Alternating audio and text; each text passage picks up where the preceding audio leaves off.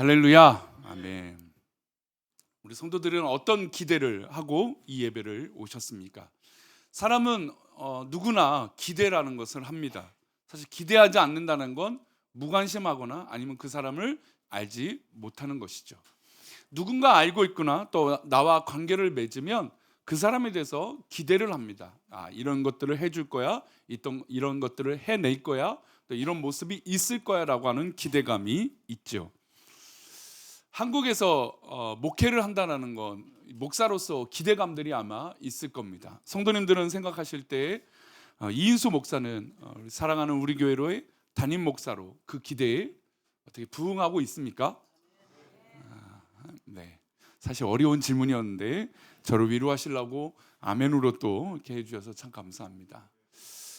네, 한국교회 목사로서 또 이런 농담도 나와야 재미없을 뻔했는데 오늘은 참 다행입니다. 근데 이런 얘기를 하는데 우리 한국 교회는 그런 기대감이 있잖아요. 목사는 어떤 모습이 있어야 된다. 장로는, 권사는, 집사는 어떤 기대감이 있죠. 성도는. 그래서 그 기대감을 충족하는데 사실 지금 한국 사회, 한국 교회는 그 기대를 충족시키지 못하고 있죠. 물론 전부 다 그런 것은 아니지만 사회적으로 보는 현상을 볼 때 사람들은 뉴스나 이런 가십거리의 어떤 소식들을 통해서 교회에 대한 단편의 이야기들을 들으니 그 모습이 전부인 것처럼 판단하게 됩니다. 지금은 워낙 이단과 사이비까지 막 혼란스러워서 게다가 참 우리나라는 안타깝지만 모든 이단과 사이비는 뭐라고 말해요? 건물은 교회라고 말하고 직분을 뭐라고 말해요? 목사라고 말해요. 이단과 사이비들은 다 그렇게 말하니까 모르는 사람들은 다 목사고 교회로 알게 되는 거죠. 또 실제로 정상적인 교회 범위 있는 교회들도 엉뚱한 이 상황 가운데 있는 모습이 세상 사람들의 기대에 충족하지 못하고 있는 건 사실입니다. 물론 우리가 그런 기대를 무조건 맞춰서 산다는 건 그건 잘못된 거죠. 우리가 상대방의 기대를 맞추기 위해서 사는 것은 아닙니다. 그러나 마땅히 우리가 올 한해 표어도 빛이 된다라고 우리가 선포하는데 당연히 세상 사람들도 우리의 말씀들을 알고 있죠. 그래서 성도들은 소금이 되고 빛이 되는데 우리에게 늘 요구하죠. 당신은 빛입니까? 소금입니까? 예수님이 죽기까지 사랑했다고 하는데 그 사랑으로 사랑하라고 하는데 당신들은 사랑하고 있습니까? 아니, 그런 말씀들은 왜 이렇게 믿지 않는 사람들이 잘 아는지 모르겠어요. 제가 예전에도 한번 말씀드렸지만 제가 함께 운동했던, 지금은 요즘 그 클럽을 하고 있지 않지만 일반인 클럽에 가서 운동을 한 적이 있습니다. 제가 갈 때부터 목사라고 고백을 했어요.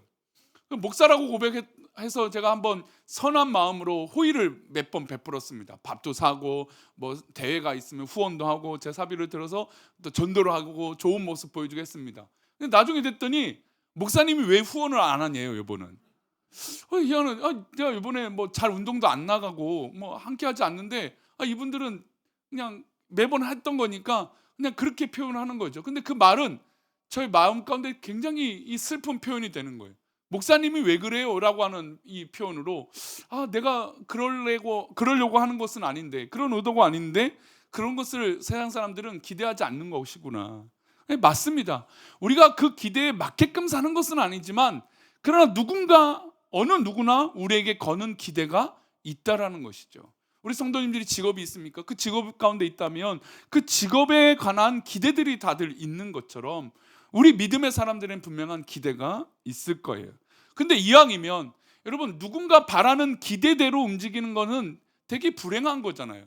그렇지 않겠습니까? 그러니까 목사로서 목사님이니까 그렇게 하시기를 바란다, 하기를 바란다 라고 하는 기대감으로 제가 움직인다면 저는 즐겁지 않을 것 같아요. 그렇죠?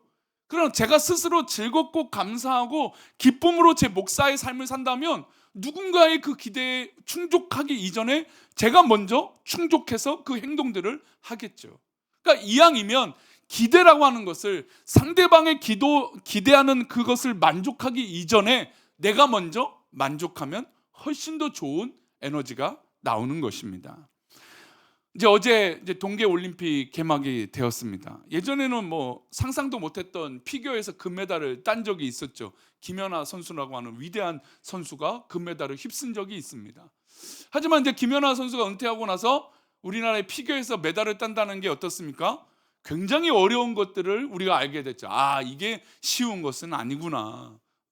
뭐 예전에 러시아에서 이 동계 올림픽 있을 때 김연아 선수 거의 우리가 메달을 뺏겼다. 원래 금메달을 딴 거나 마찬 건데 메달을 뺏겨서 그것도 우리는 다 기억하고 있지 않습니까?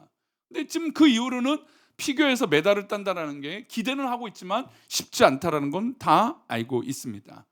동계 올림픽이 되면 우리가 기대하는 종목이 있어요. 어떤 종목에 기대를 합니까? 금메달? 예, 맞습니다. 쇼트트랙입니다.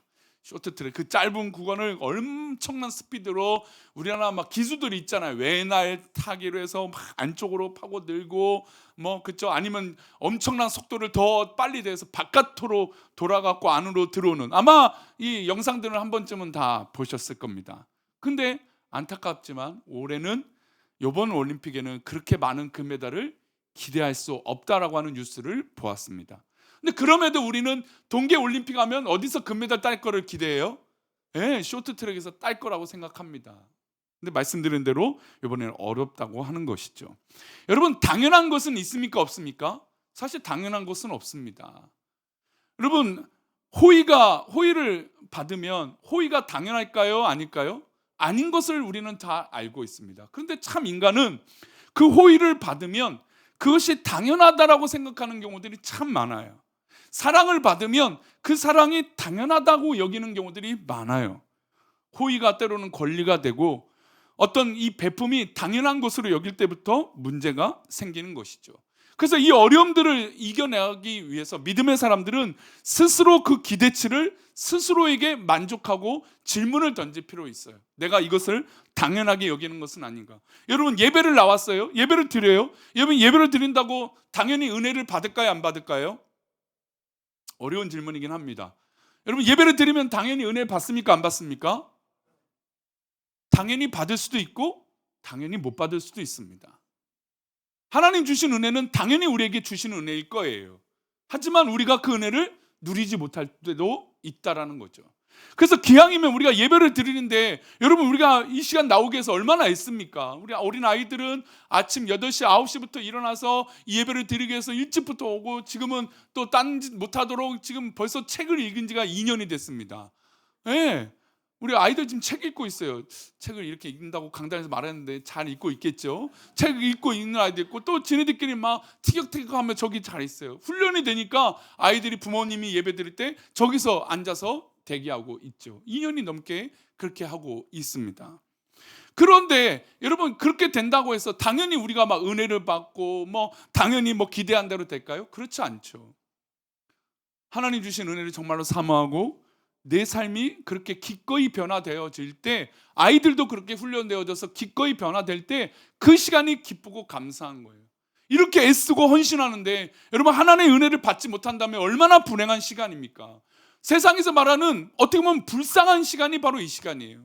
하지만 저는 이 예배를 드리는 성도들이 불쌍한 시간, 그냥 남아도는 시간이 되지 않기를 축원합니다. 이 시간에 하나님의 은혜를 받는 시간, 정말 내 영혼이 변화되는 시간, 그래서 스스로 기쁨이 있고 은혜가 넘치고 하나님의 은혜를 받는 그 시간이 되기를 축원합니다. 그게 남의 부탁, 목사의 부탁이 아니라 누구의 자원이요? 스스로의 자원하는 모습인 것이죠.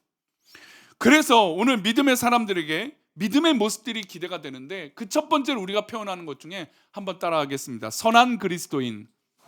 예, 우리에게 기대하는 바가 선한 그리스도인이에요. 그러면 선한 그리스도인은 이 빛이 되는 삶일 텐데 과연 어떤 삶일까요?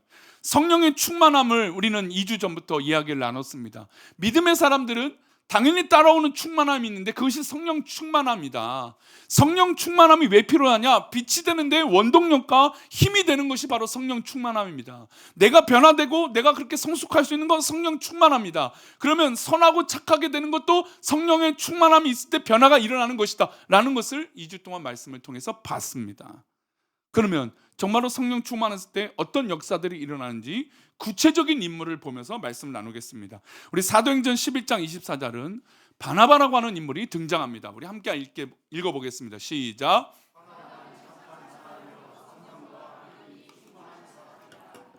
큰 무리가 주께 더하여 치더라.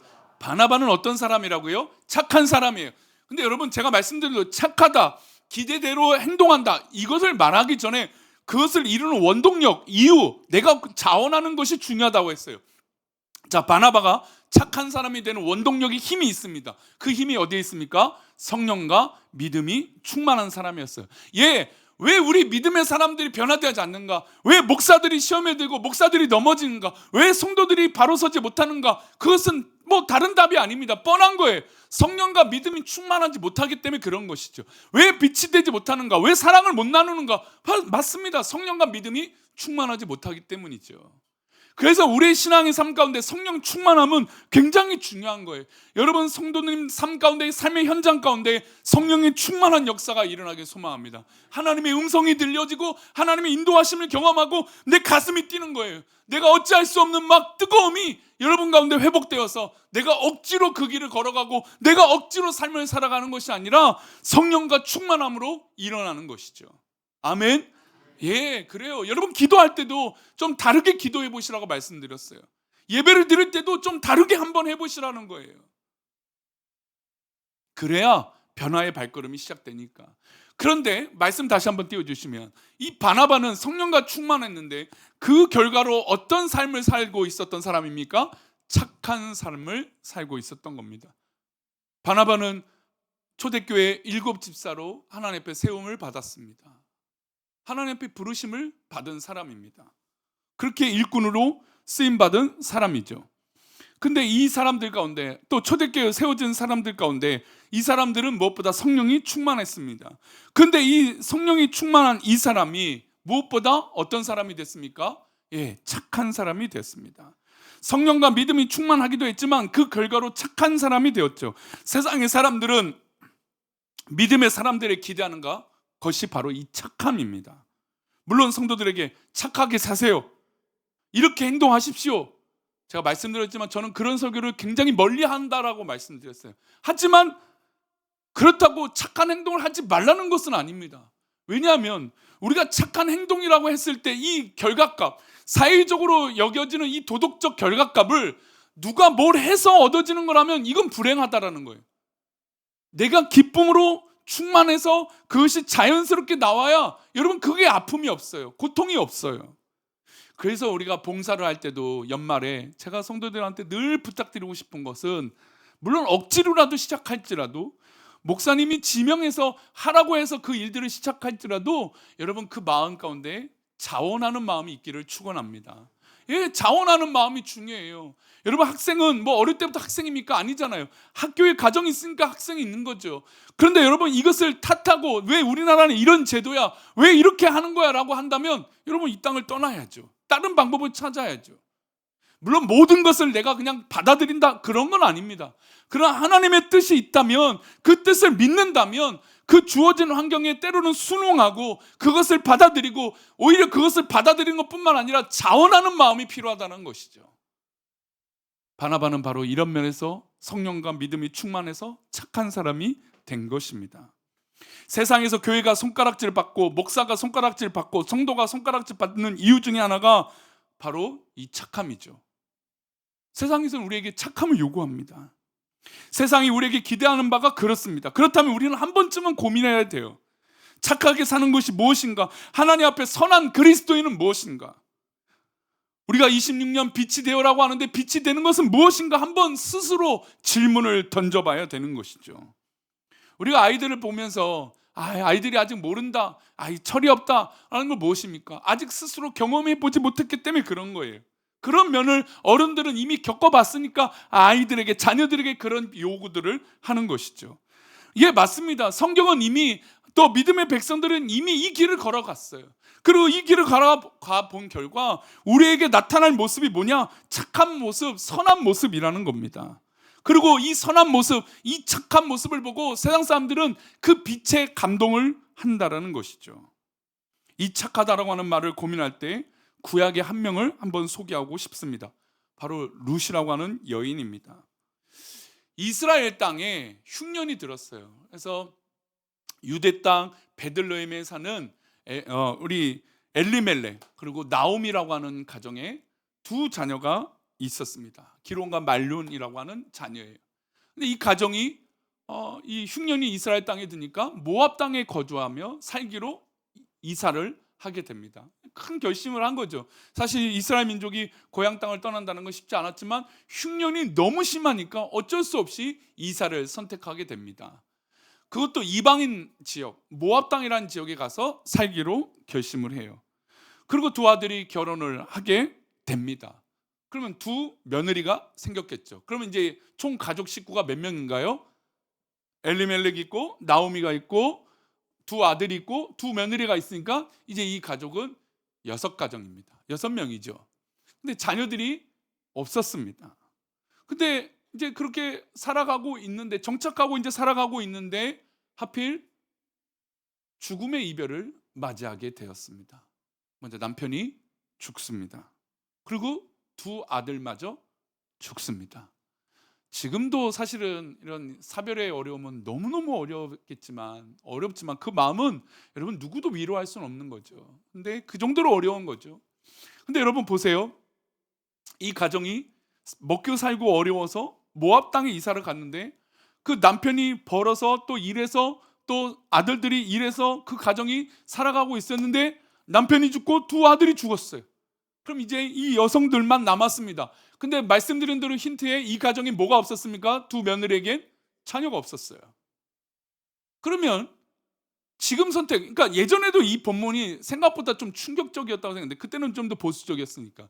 근데 지금으로 본다면 당연히 며느리, 이 나오미 시어머니의 입장에서 며느리에게 뭘 말할 수 있을까요? 떠나라. 이제 너희들은 자유롭게 살아라. 뭐 우리 조선 시대나 뭐 이런 때처럼 뭐 연료문이 있고 뭐 어떻게 뭐 그렇게 사는 게 아니잖아요. 뭐 그런 시대가 아니니까. 근데 이 시대에 아이가 없고 가정에 이렇게 일이 있으니까 시어머니 입장에서는 데리고 있는 게 책임도 못 주고 힘이 드니까, 그래서 너의 고향, 모압 여인이었으니까 너의 고향으로 돌아가라 라고 이야기를 하게 됩니다.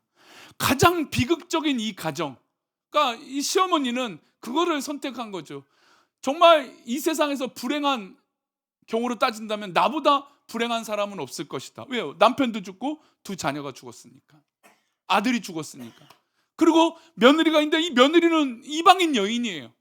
그러니까 그 여인이 선택할 수 있는 건 이 며느리에게 야 너의 고향 땅으로 돌아가라. 자녀도 없으니까 그냥 돌아가서 뭐 재혼을 하든 어떻게 사는 것이 너의 가정, 너의 친정 어머니로 돌아가라. 여러분 이게 굉장히 제가 볼 때는 시어머니로서 굉장히 큰 결단으로 이 며느리들에게 이야기한 것 같습니다. 그래서 첫째 며느리 이 모압 여인은 시어머니의 이야기를 듣고 고향 땅으로 돌아가게 됩니다. 근데 한 여인, 오늘 말씀드리려고 하는 룻은 시어머니의 말을 듣고 시어머니의 옷자락을 붙잡으면서 이야기를 하게 됩니다. 룻이 시어머니를 붙잡고 이렇게 나오미가 이야기를 합니다. 15절인데요. 함께 읽겠습니다. 나오미가 또 이르되 그의 백성과 그의 신들에게로 돌아가나니 너도 너의 동서를 따라 돌아가라 하니. 룻이 맨 처음에 얘기했을 때 나오미 시어머니가 그 얘기 듣고 아니다, 너도 돌아가라. 내 동서도 돌아가지 않았냐. 그러니까 너도 너의 백성, 그의 신들, 이 뭐냐면 모압 땅에 사는 여인이었으니까 그의 백성과 그의 신들에게 돌아가라. 너도 너의 동서처럼 해도 아무 문제 없다. 그러니까 정말 솔직한 마음을 얘기한 겁니다. 근데 이 본문에는 중요한 힌트가 하나 있어요. 나오미가 어떤 배경으로 말하고 있는지 이 마음을 느낄 수 있어요. 보세요. 보라 내 동서는 그의 백성과, 그러니까 그의 동네겠죠. 그의 사람들, 여기까지 이해가 됩니다. 근데 나오미가 이 말 중에 한 단어를 선택합니다. 뭐죠? 그의 신들에게로 돌아가나니. 그러니까 사실 유대인 가정에 들어왔으면 이 여인은 하나님을 믿도록 해야 되는 게 바로 이 시어머니의 역할이에요. 근데 이 여인은, 시어머니는 그 모든 것들도 다 양보하고 그냥 너의 고향으로 돌아가고 너의 신들을 따랐던 그 고향으로 그냥 가서 살아라 라고 얘기를 한 것입니다. 물론 고향으로 돌아간 오르바, 이 동서가 잘못된 것은 아닙니다. 뭐 당연히 그럴 수 있겠죠. 돌아가는 게 어떻게 현명할 수도 있을 겁니다. 그런데 이 핵심에는 뭐가 중요하다고요? 신들이라고 하는 이 하나님, 또 하나님과 반대되는 단어가 중요해요. 며느리인 룻은 단순히 시어머니를 넘어서 무슨 선택을 하고 있는 걸까요? 믿음의 선택을 하게 됩니다. 여러분 여기서 중요한 이제 오늘 본문의 해석이 나오는 거예요. 여러분 우리가 착하다라고 하는 이 행동의 결과를 우리가 착한 사회적 규범에 착한 행동을 하는 것이 아니라는 거예요. 여러분 보세요. 여기서 나오미가 말했을 때, 시어머니가 말했을 때 어떤 행동을 해도 아무 문제가 없습니다. 사회적으로 지탄받거나 문제가 일어나지 않아요. 그런데 우리 믿음의 사람들은 여기에 선택해서 어떤 것을 주목해야 되냐면, 믿음이라고 하는 단어, 하나님이라고 하는 단어, 우리가 믿고 있는 우리 하나님에 대한 단어에 집중해야 된다는 거예요. 나오미는 룻의 동서인 오르바가 고향으로 돌아갈 때 아무 얘기하지 않았습니다. 만약에 시어머니가 여기서 아유 저 동서 봐라, 저 말 한마디 할 때 발사 뒤도 돌아보지도 않고 도망갔다, 이렇게 흉도 안 봤습니다. 인간의 마음으로 그러지 않았어요. 그냥 진심으로 돌아가기를 바란 거죠. 이런 시어머니가 어디 있습니까? 근데 이런 며느리가 또 없는 거예요. 왜 이 둘 관계가 이렇게 각별해질까요?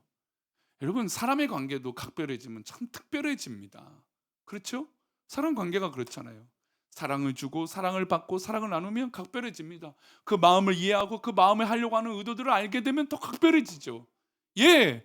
근데 오르바는 갔다고 해서 문제 있는 게 아닙니다. 당연하게 그럴 수밖에 없죠.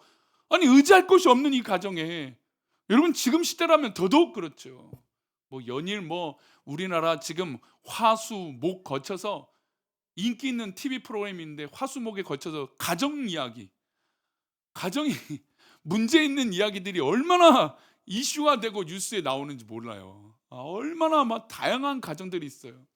가끔 보다 보면 교회 다닌다라고 하는 분들이 가끔 나와요.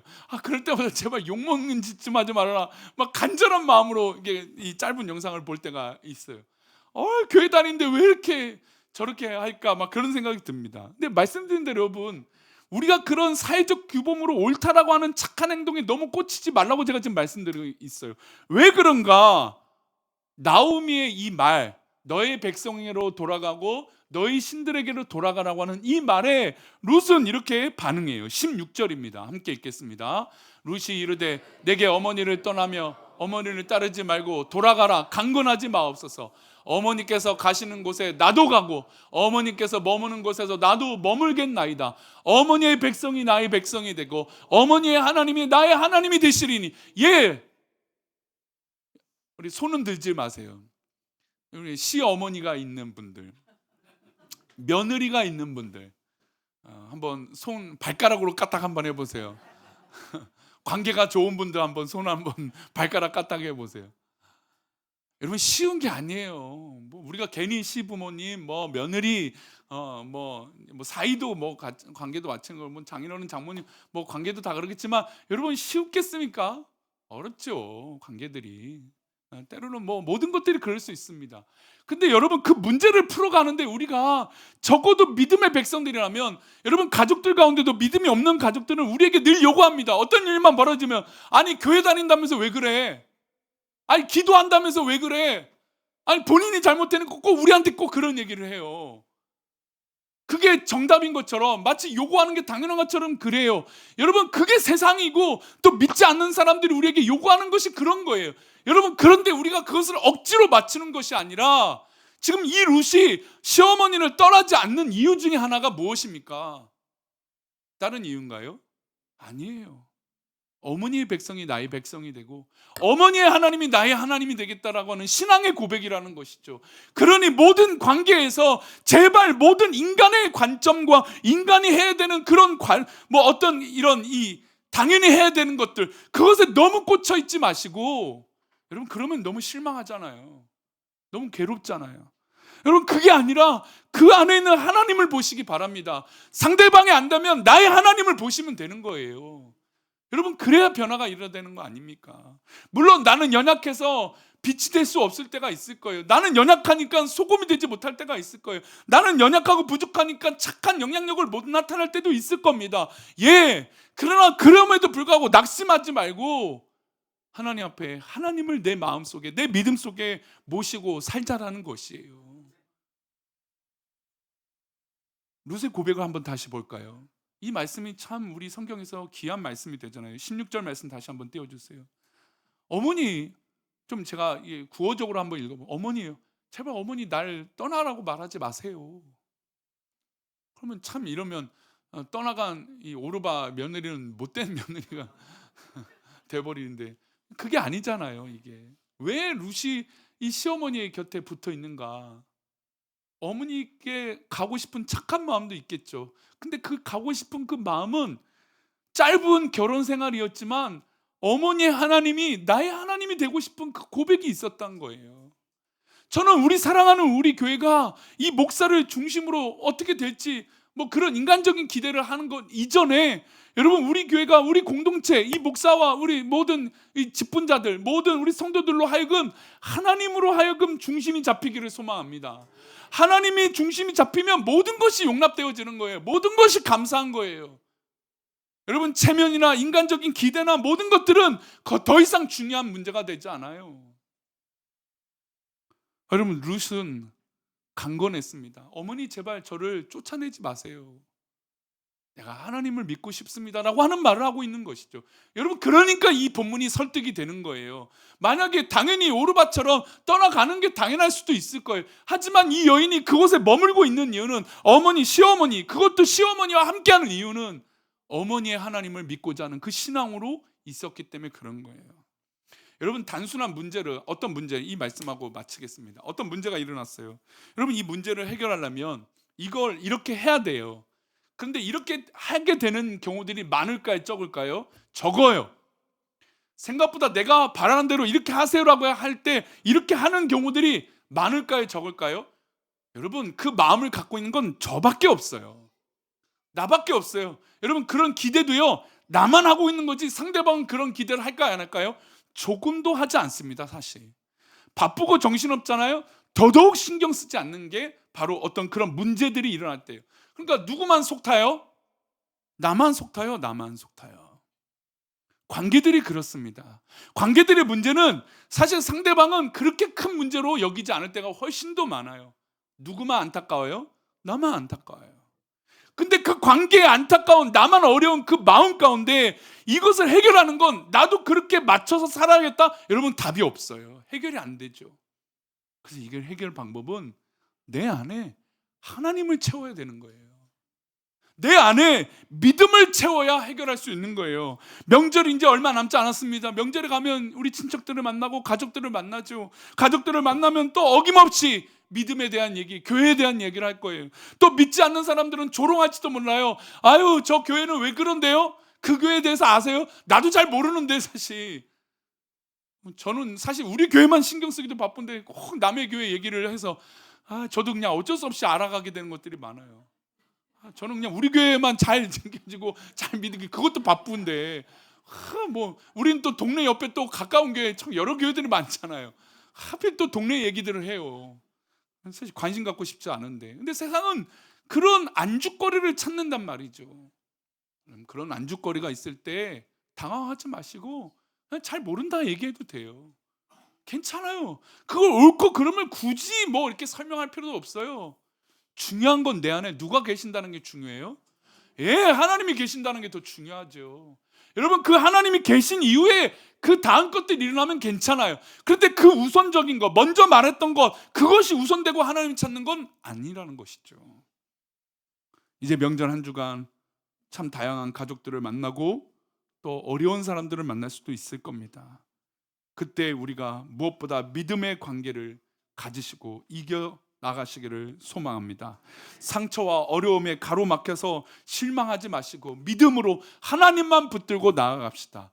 이 룻의 시작은 하나님을 붙들었을 때 가능한 것이죠.